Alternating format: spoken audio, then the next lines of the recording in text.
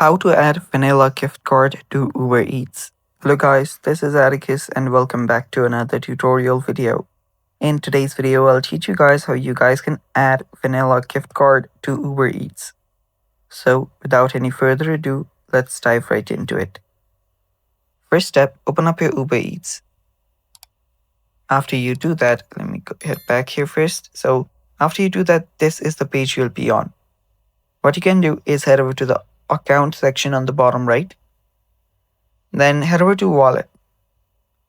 On your wallet, you'll find different options. Here, tap on add a payment method.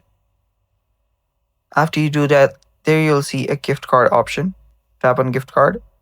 And from here, you can simply type in the code or PIN for your vanilla gift card. Then tap on add and you'll have added your vanilla gift card to your Uber Eats. And it's basically that simple. And that's all for today's video as well. Thanks for watching. If you guys are new to our channel, don't forget to hit the subscribe button and stay tuned for more. Bye bye. Take care.